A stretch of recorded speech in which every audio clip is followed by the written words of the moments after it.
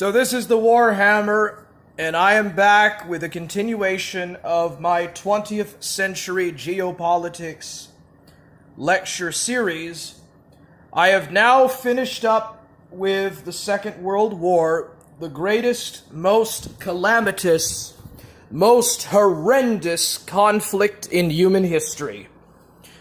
Well over 80 million people died in World War II.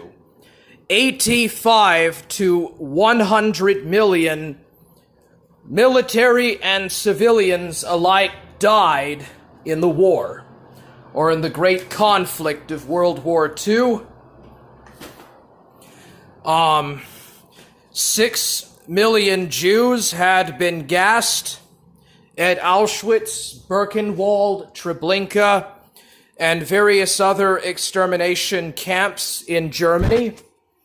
Under the guidance and direction of the Jesuit order, the Nazis, who were basically the lapdogs of the Jesuits and Freemasons, began a thorough roundabout extermination campaign to wipe out all of the perceived inferior races that were deemed to be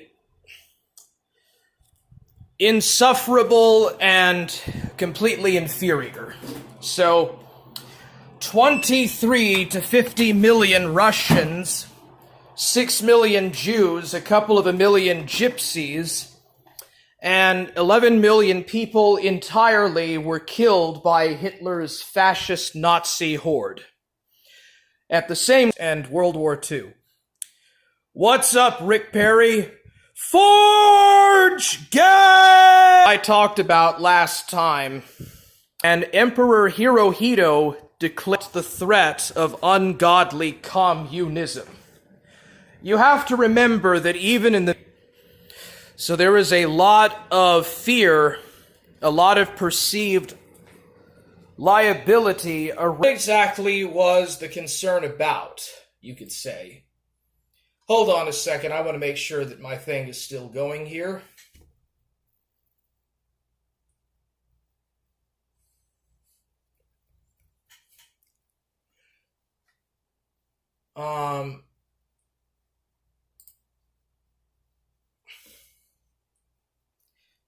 Yeah, it's working.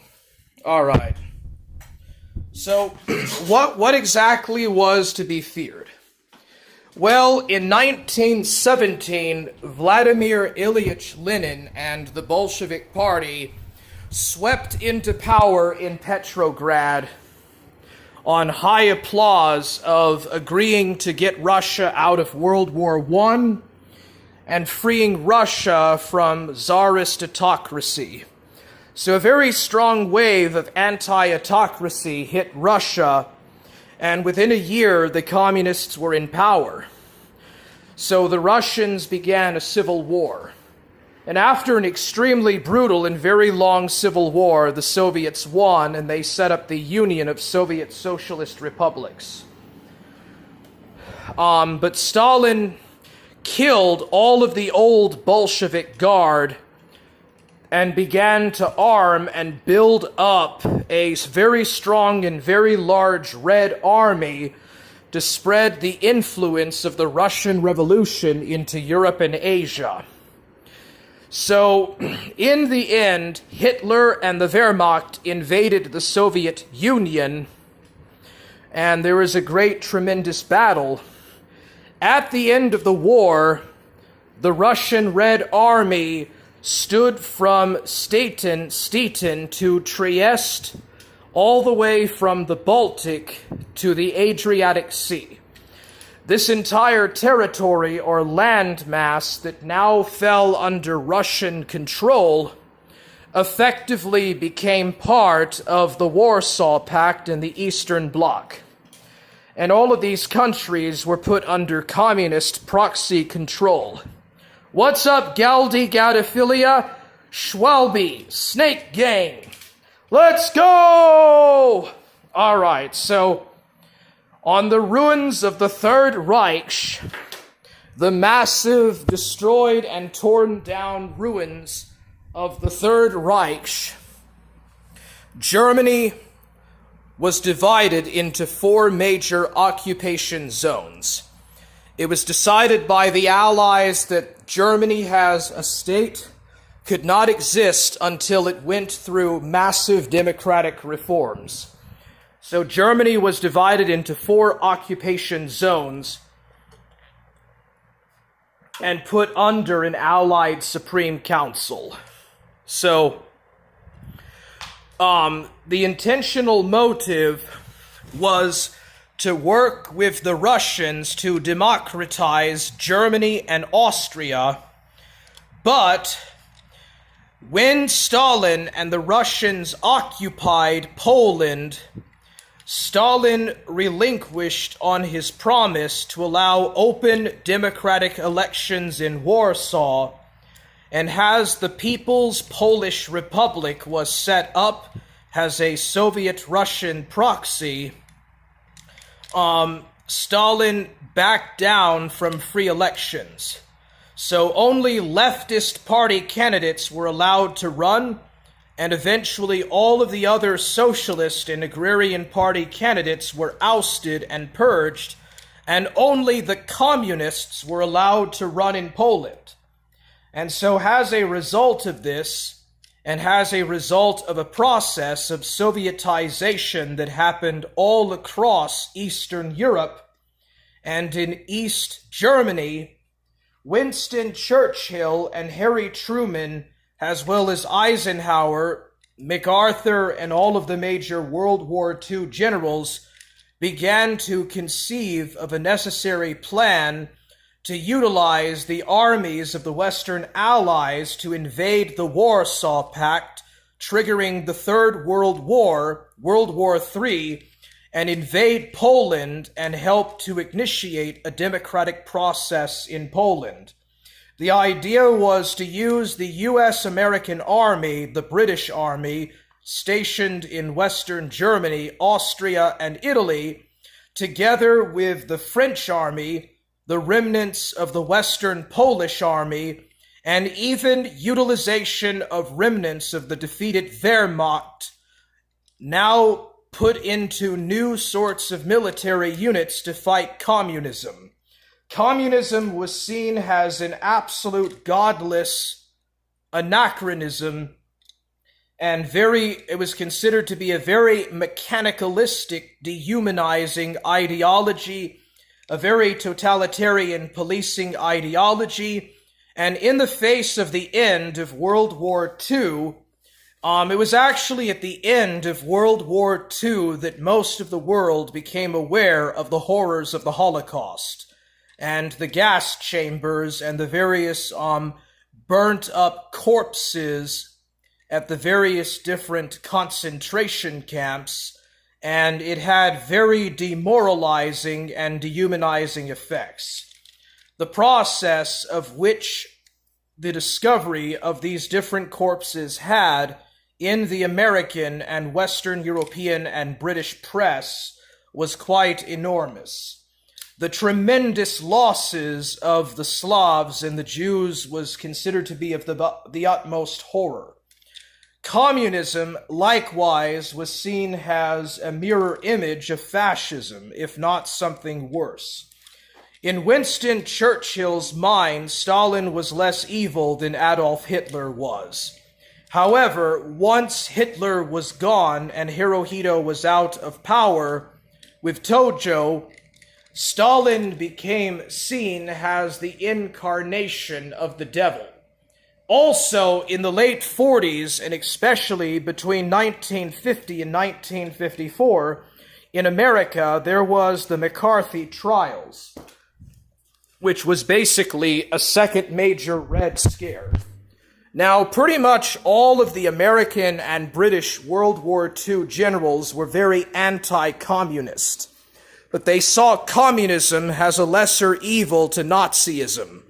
And right at the end of World War II, all of these major military generals like George Patton, Montgomery,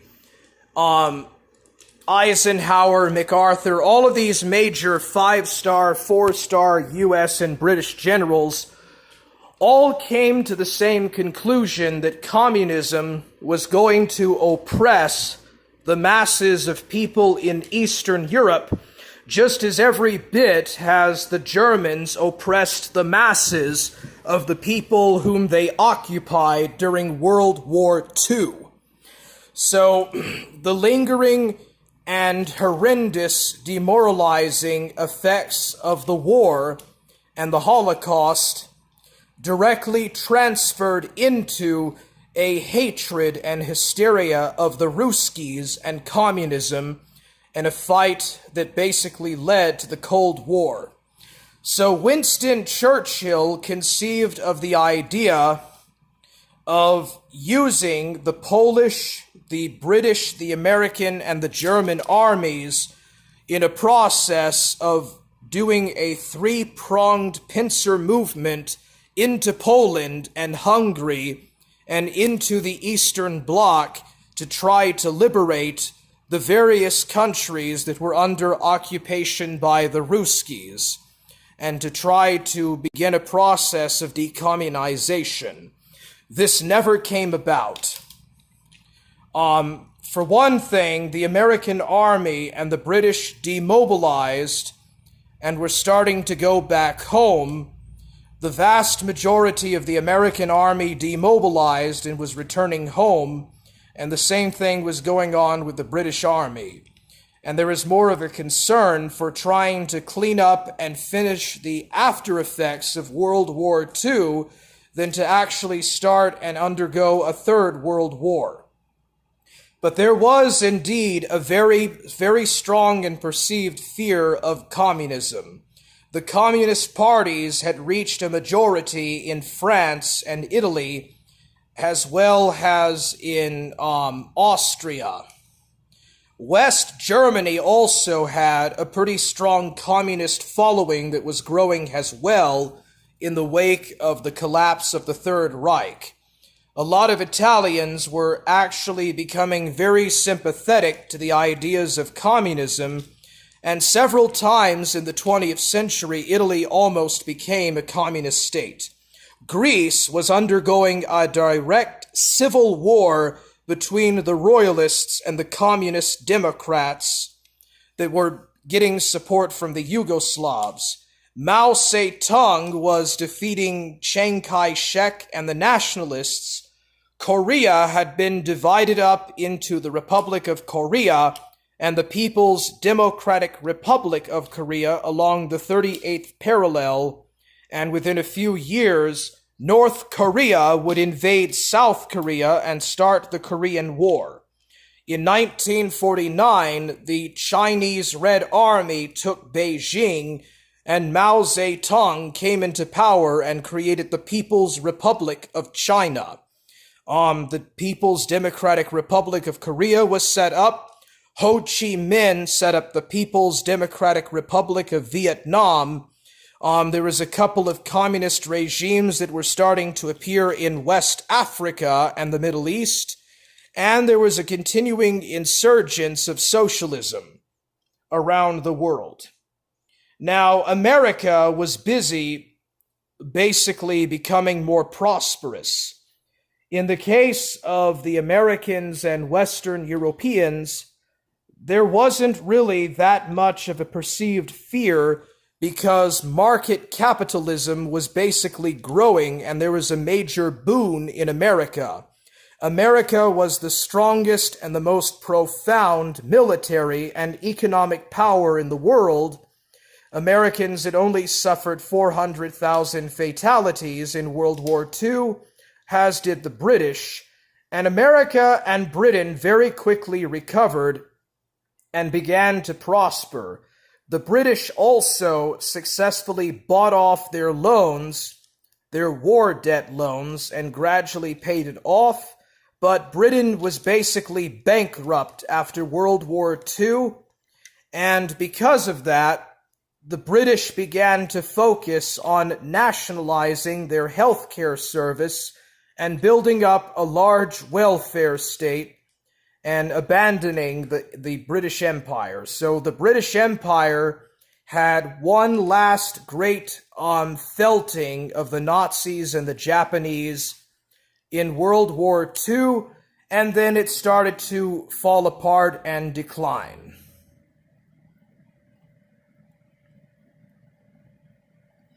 What's up, Thievius Slick? Let's go! Schwalbe says, hi, Galdi. Why do you have a wrench? You hate Warhammer and his mother. No, he doesn't, bro. I've never heard him say anything like that. Forge gang! Let's go! So yeah, Winston Churchill was extremely paranoid about the power play of Joseph Stalin as the dictator of the Soviet Union, and he was very concerned in regards to Russian aggression and expansionism into Central and Western Europe. And so he conceived of Operation Unthinkable in 1945. It was a plan by the British Empire and the United States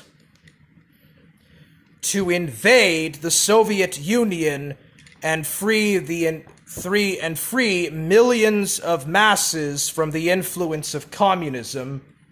And the Wehrmacht would have also been used, the former Wehrmacht would have been used in this operation. But a few years later, this operation was basically abandoned.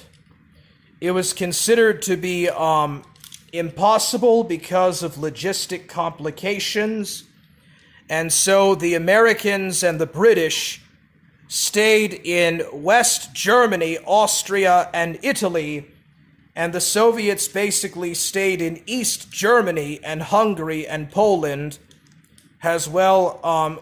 Actually, Yugoslavia left the Warsaw Pact. Yugoslavia cut off relations with Stalin and began to go down a more independent socialist path known as Titoism. So, regardless, things were not really going according to plan. So, on a good note, the level of opulence, the level of living standards, and the level of monetary and financial success grew tremendously. In America and in Western Europe, people had much better medicine and food than ever before. People had much better lives than ever before. Everybody was able to basically have an apartment or a house. There was virtually no unemployment. Automobiles were very easy and cheap to purchase. And, the GI generation, which grew up in the Great Depression and were enlisted in World War II, prospered fairly well.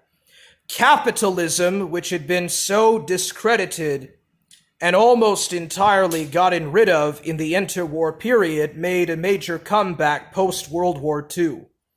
The war basically made market economic capitalism viable and successful again in the eyes of the populace.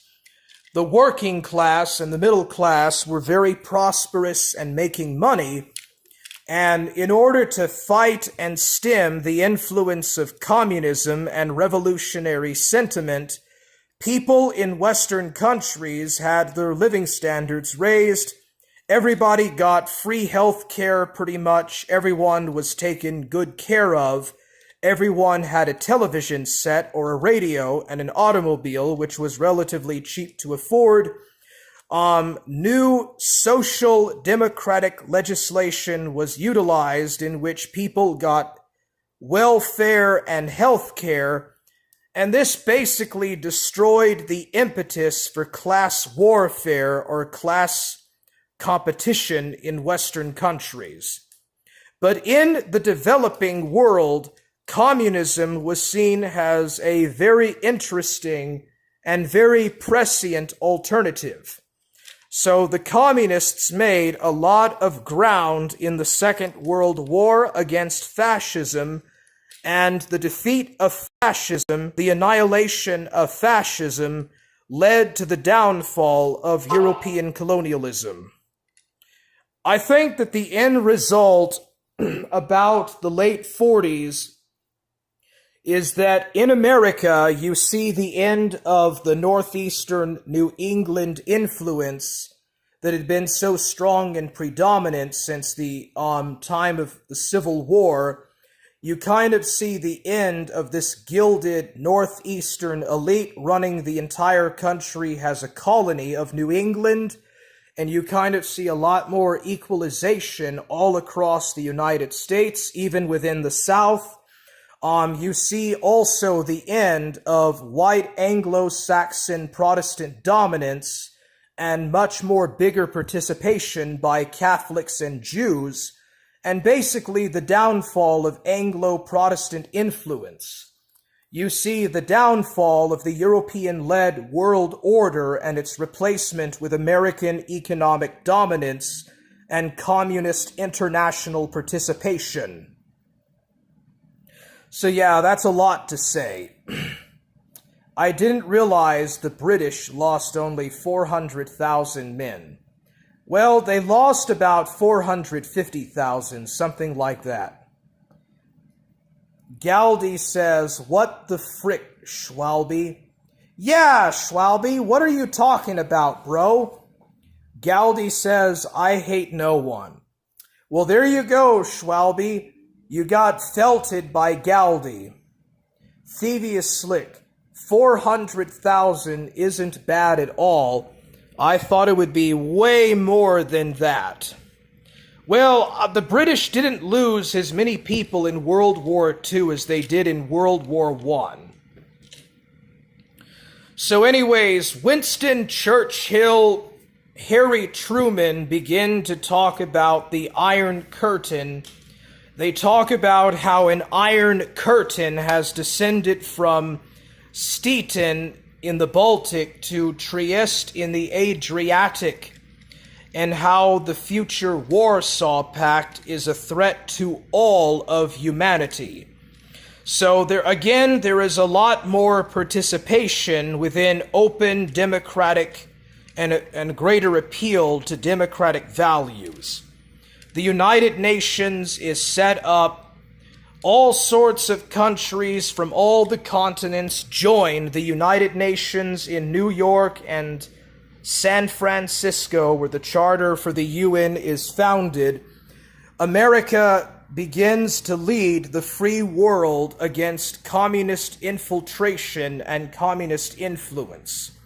Stalin and his cohorts in Moscow